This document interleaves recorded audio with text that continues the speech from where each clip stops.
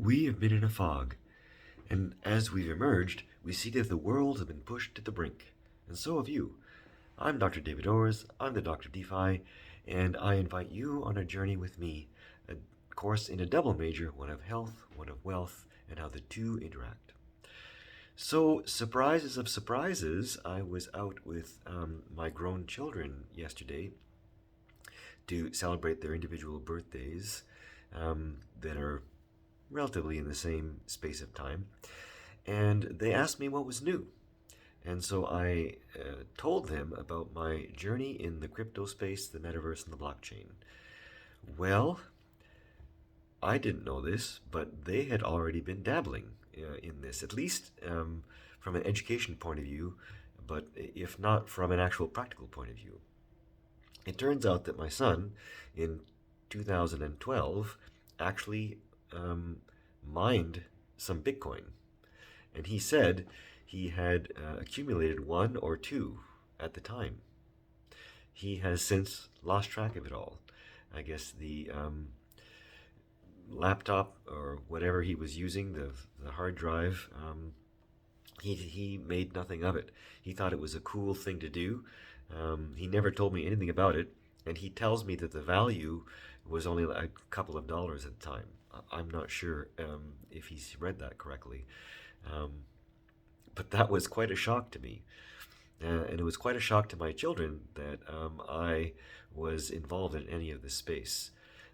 My daughter mentioned a YouTube video that was made by Ashton Kutcher and his wife, talking about all of this kind of stuff and using terms like hot and cold wallets and whatnot. Now, she never dabbled into any of this, but she had the wherewithal to listen to this video and get a little bit informed. Again, they were doing this on their own. They didn't think that I was at all involved in such a thing. It was a surprise to them that I've started this YouTube channel. So, needless to say, we'll be having more and more conversations around this. And I did ask them one thing. I said, how about your friends? How about your acquaintances, your associates? How do you think they are with the blockchain, metaverse, and crypto space? And they said that they didn't have a lot to do with it. I said, well, listen, what do you think would happen if I went up to any one of these people, including yourselves, and said, here's a crisp $100 bill, or I have a way of transferring one Bitcoin to you? What do you think most of these people would do? And both of my children said they would both take the $100 bill because they feel as though the other stuff is a bit of a gamble. My son was the closest to scratching his head and saying that maybe he would consider taking half a Bitcoin and $50 to hedge his bets. But he is not adverse to exploring this further with me now that he understands what I'm involved with. So that opinion might change. And they went on to say that their friends probably all would also take the $100 bill and not really get involved in the crypto space because, again, most people think that that is too volatile and too much of a gamble and too uncertain.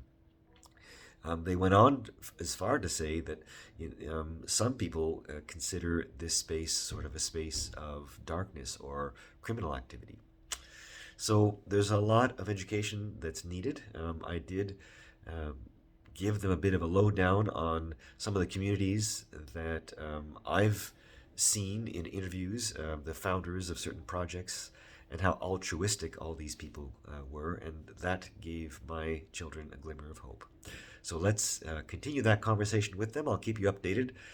Maybe we'll have them on as a guest at some point in time. But at this juncture, I will leave it at that. Maybe start talking about your interests, maybe in your circle of influence, and have them come on to my channel.